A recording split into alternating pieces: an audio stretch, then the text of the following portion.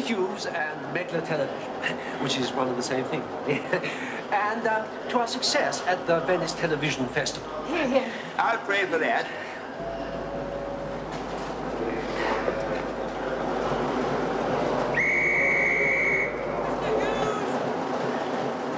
Mr. Hughes! Oh, my God, I forgot all about him. Wait for me! My bus got caught under a bridge. They must have pumped up the tyres too high. Those 59 Bs have been going under that bridge for years. Down! Get on the train! First of all, I'd like to the television with you.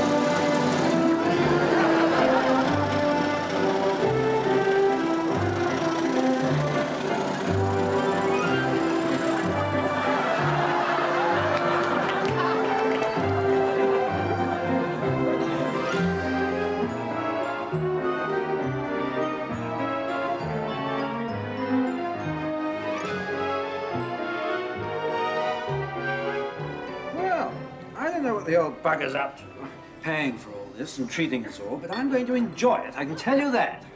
Yes, you know, Kevin is a man of extreme moods. Sometimes his largesse is a thing of wonderment, and at other times he's as tight as a badger's chuff. I don't mind anyone knowing I couldn't afford to buy these clothes. Mr. Hughes gave me a cheque for £1,000. Go buy what you like. Well, he didn't give me anything. Yes, well, that's pretty obvious. You've been down Oxfam again, have you? Yes, I have. I can't afford to shop in Marks and Spencer's like you know. As far as I'm concerned, the third world starts outside my front door. Nancy, you're Mr. Hughes' secretary. What do you think about all this? Why is he doing it? Well, he's always been good to my mother. He paid for all my school uniforms. It was years ago. He still does. I beg your pardon. Stuffed olive, anyone? But I think we should all enjoy ourselves. I myself am determined to bend over. Sit back. Up. Forward. And enjoy myself as nature intended. Well, I'm looking forward to getting stuck into the victuals. After all, we've earned this trip. We've worked for it. It's a sign of appreciation of a job well done. Gone. You're fired. What? Why, sir? Dunno, just a whim. Don't like the look of your face. Well, you never have, sir. Don't let that stop you keeping me employed. Too late, Gun. Another day, another dollar. Keep the pot stirring. Let the good rise to the top. There's nothing constant except change. Good luck, Gun, in your next job. But I won't get a next job, sir. Not at my age, with my record. I'll take less money, so reconsider, I beg you.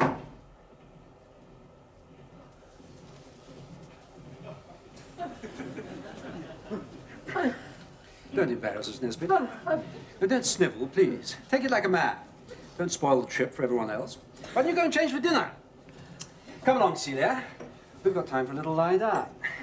I can't leave Nesbitt like this. No, but you must do. You can't afford to associate with failure. It'll rub off. Stick with the winners, Celia. I'm a winner.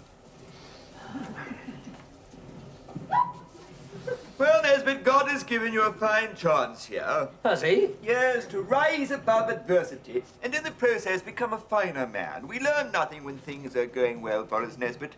You're indeed fortunate that God loves you so much. He wants to test you. Now, I expect you'd like to be alone, Nesbitt. No, I wouldn't. That's right, go on, pass on the other side. Oh, Nesbitt, if only God would give me the opportunity you've been given today to face up to adversity, humiliation, and despair. But, alas, it's not to be. Monsieur le curé? Oui? Monsieur Hughes desires you to come to his cabin immediately.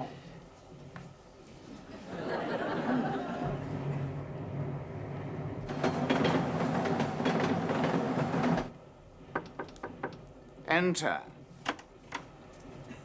Ah, Kevin, what a delightful time we're all having so far. We've been singing your praises. So, was your ear burning? Is it ear burning singular, or were your ears burning plural? I never quite know. Well, as long as you're here, Vicar. I believe these are yours. Good heavens! Those are my letters from Ian. How did you get hold of them? They're kept locked in my safe in the office. I supplied the safe and the office. That's the answer to that one, sunshine. I've read these letters from your sailor friend. They're dynamite, Toby. Kevin, could we discuss this in a quieter manner in case someone might overhear? Oh, yes, you don't want anybody to know then, Vicar, about these filthy letters. How dare you? Those letters are a touching record of a simple sailor's conversion from atheism to the faith. I don't think the Sunday papers will look at it like that. Not the gutter press. I beseech you not to publish them. What? Don't publish these letters for God's sake. All right, Toby, on one condition. Yes, yes, anything. Sorry, I didn't hear that. Yes, yes, I agree to anything. Right! This is what I want, Toby. You sell to me your 5,000 Megla TV shares at £1 a share. They're worth 10 times that amount today, you blackguard. I want those shares, Toby. I want those shares very badly. Otherwise, it's the news of the world. And leading stoker Tremaine reveals all. I'm undone. Yes, that's another thing I want to talk to you about.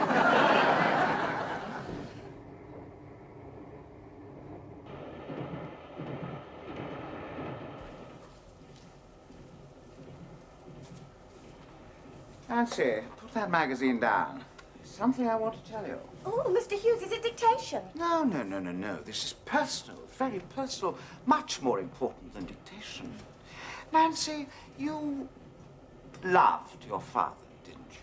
Yes, I did, very much. Good. I'm glad to hear it. No doubt you've often wondered how your father, on the edge of a glittering career, became a bankrupt, an alcoholic, left his family, and shot himself. Oh, yes, I have often wondered what drove him to this. I did. I killed your father. Well, as good as. We were partners. I stole all the money, put the blame on him, and escaped scot-free. Oh, how could you do such a terrible thing to Daddy? To seduce your mother. Two birds with one stone, you see.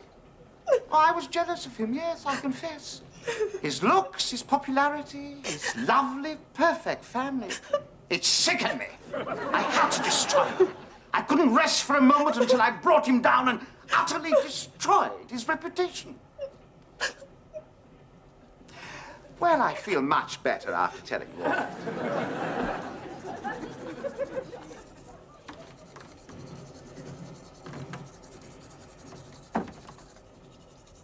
Hello, my dear.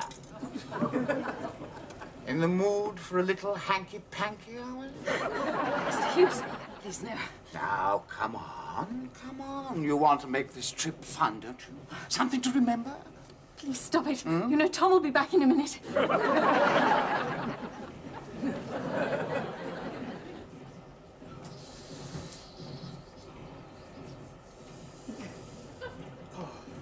All yours. Thanks very much. Make yourself at home, don't you? Papier de toilette. Comment? More toilet paper needed in Bogo. Don't be so high and mighty with me, Miss Celia Paget-Smythe. Do you remember a certain visit to Amsterdam when you were 17 years old? And how you supplemented your income to stay 6 months? By naughty poses? For this sordid little publication, High Climax. Where did you get hold of that? But never you mind, my pretty. I'm sure Mummy and Daddy wouldn't like to see it surface in Camberley in the dentist's waiting rooms. Or perhaps a copy could find its way into the reading room in your daddy's club, the Naval and Military. You wouldn't dare. Wouldn't I just? You're talking to the wrong person there.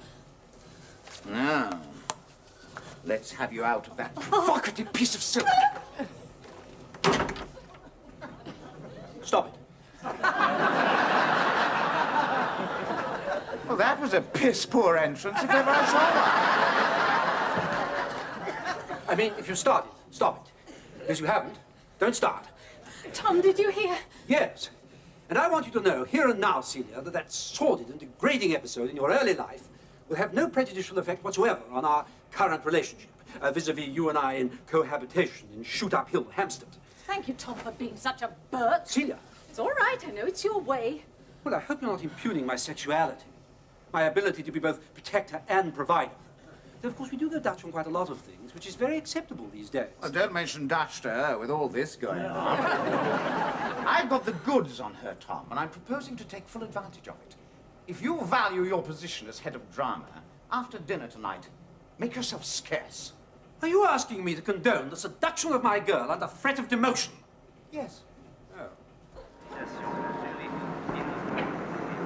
Attention, départ. Envoyez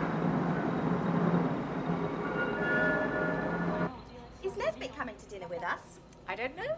I don't know if he has evening dress. You know how he feels about such things. You know how left-wing he is. God, where did you get that? The Titanic? Oh, yes, got a comedian here, have we?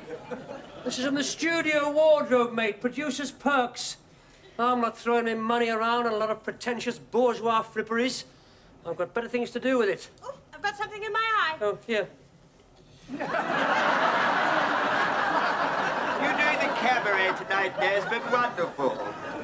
The great Goldini. Well, I didn't know whose coat it was. Ooh. Don't embarrass us all, Nesbitt. Go and stand somewhere else, like in front of the train. Come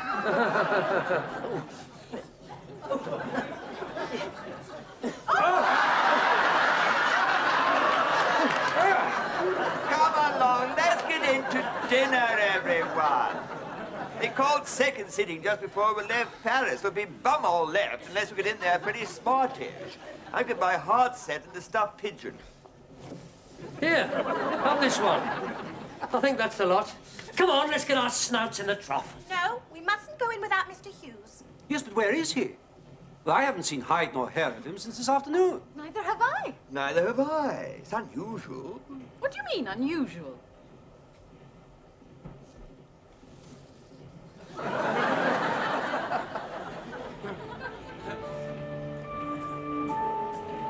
Mr. Hughes? Mr. Hughes? Dinner time, Mr. Hughes. Time to put the nose bag on. Mr. Hughes, are you awake? Are you in there?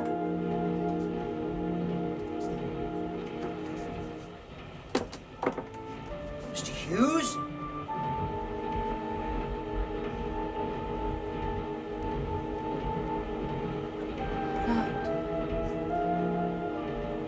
Mr. Hughes?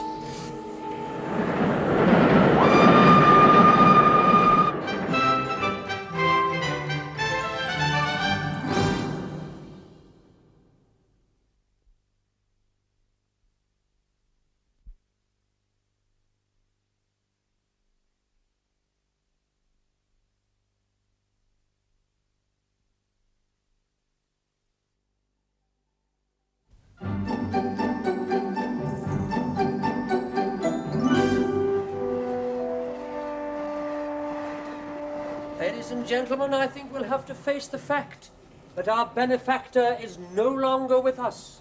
Oh, I think I'd better offer up a prayer for his soul. Oh, Lord, 'tis I, Toby Duckworth, the S.O. and bar, R.N. retired. Take into your presence the dearly departed soul. But we don't know if Mr. Hughes is dead yet. Oh, I think so. I mean, bludgeoned over the head and stuffed through a train window traveling at 60 miles an hour. You don't do that too often and come back for more. Who would do a terrible thing like that to Mr. Hughes? Anybody. Wait a minute. How did you know that he'd been bludgeoned over the head with that? I didn't. Simply a form of speech. I mean, where else would one bludgeon someone if not in his head? Not in his bottom, it wouldn't do any good at all. For goodness sake, pull the communication cord. No, you could be fined for that. We're in enough trouble. Don't be silly. This is murder. On the Orient Express. How romantic. Not for Mr. Hughes, it ain't. But before you call the guard, and I'm not naming any names, and I don't blame anyone for doing it, I would have done it myself if I'd thought of it first. But one of you has done for Mr. Hughes. Pulled his plug, taken him out of the ratings, terminated his franchise. Oh, God. I need a brandy. Look, I've had enough of this tomfoolery. I'm calling the guard. You can count me out of your suggestion, chum, that it was one of us who did it. I can believe that one of you did it, but not me. Guard! What's French for guard? Okay, Tom, you call the guard, but you'll be sticking your neck into the guillotine, sunshine. What do you mean? It's you who's got the motive, Nesbitt. He sacked you in front of us all. Witnesses all. Yes, he heaped humiliation upon you, and while we were waiting in the bar salon for din-dins, you crept along here, opened the door quietly, and when he was leant over his Louis Vuitton suitcase, you struck him a mortal blow from behind. What with me, stuffed pigeon? Get out! Now, I incline to the vicar's point of view that Nesbitt is the murderer. It's very clear. You've got a strong motive. Come off it. If anybody did it, matey, It was you. What do you mean? I overheard. What? Mr. Hughes was in Celia's cabin, and when you came in, he told you to get out and not to come in there after dinner tonight, as he, Mr. Hughes, would be seducing your girl. And you swallowed, mate. You swallowed. Oh, so it was you, Thomas. I'd sooner it was Nesbitt, but as long as it's not me. I didn't do it, I tell you. Now, don't make it worse, Tom. Own up, and we could possibly still make dinner. Look, I'm not trying to save my own skin, and I hesitate to name the person who I think did it, but it was her. Tom, how could you? I'm sorry, Celia, but you know as well as I do that you were once involved in a porno ring in Amsterdam, doing rude poses for a magazine called High Climax. Good heavens, I've got every edition of that. No, I haven't. No, I didn't buy them. No, they used to come through my letterbox. The man who lived there before me forgot to cancel them. A retired admiral. A hero, but a pervert, like many people over a certain rank. Well, Celia, you've certainly surprised me. I was only 17 and penniless in a strange town. So was I. And you can't get any stranger than Tunbridge Wells.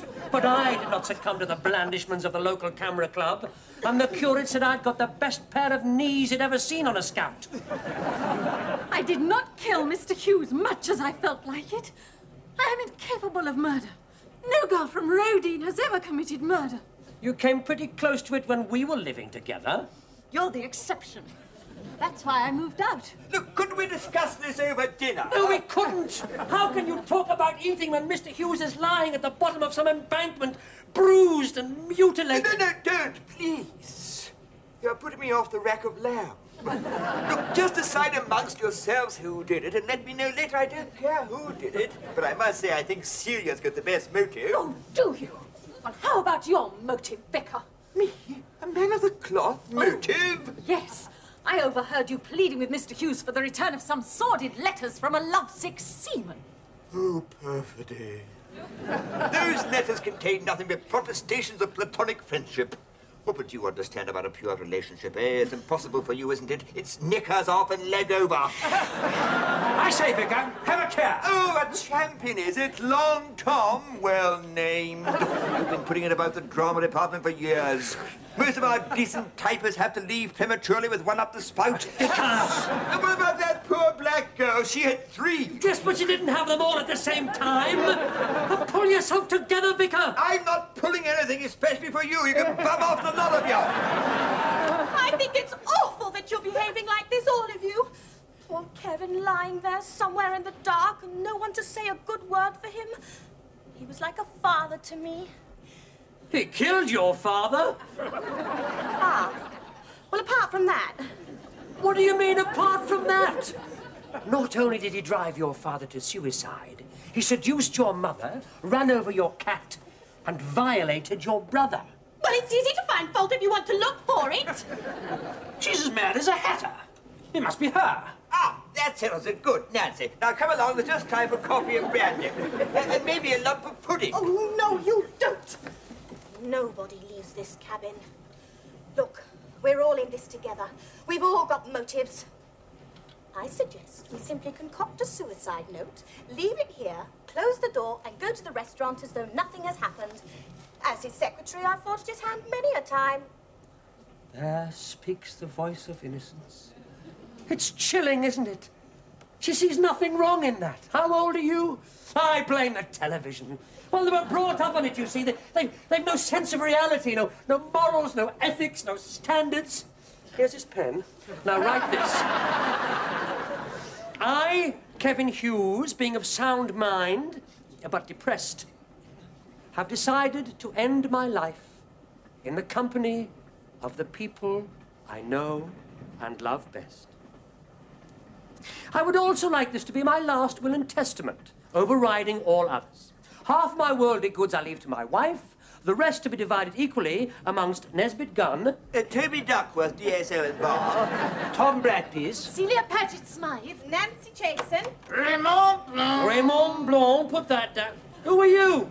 The Vicomte Raymond Blanc, Detective Superintendent Paris Sûreté. I will take the please. Merci beaucoup. I have overheard every word you have spoken, and I am arresting you all for the foul murder of one Kevin Hughes. One Kevin Hughes. Oui, just one, I had his pieces counted. They added up to only one, Kevin Hughes. Oh, how horrible. Well, too late for remorse, mademoiselle. Yes, I think we will lock you all up and throw away the cliff. He means the key. He's throwing away the key. I mean the cliff. Is he going to throw us over the cliff? No. You listen to me. You are the ringworm here, are you not? I think you mean ringleader. What? But ringworm is something that gets under the skin and irritates. Oui, that is correct. You are the ringworm. That is you. I shall see you get 5 more years than the others. And a restricted diet. Right. Handcuffs. Quick, before the...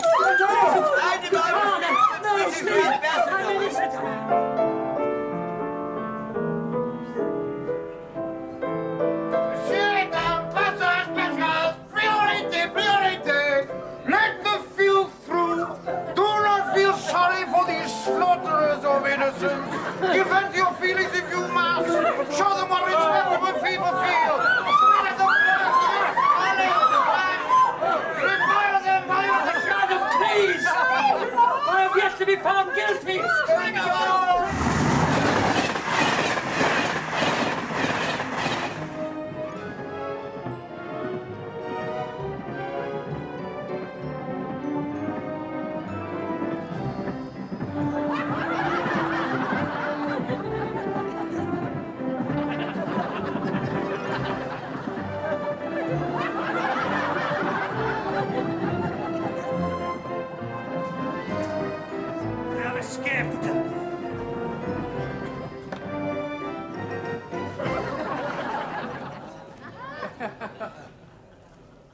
Yes, I know. Good riddance to 'em. Where do you think we are, Geoffrey? About 20 minutes from Geneva, sir. Good. Well, that's the best wheeze I've had in years. Yes, it was most enjoyable, sir. It was, wasn't it? Oh, by the way, I took away their passports. Good man. Well, what are we going to do now? Well, I've brought the Trivial Pursuits along, sir. Good. Their pursuit won't be very trivial, will it? Once I've told the Swiss police to look out for 'em.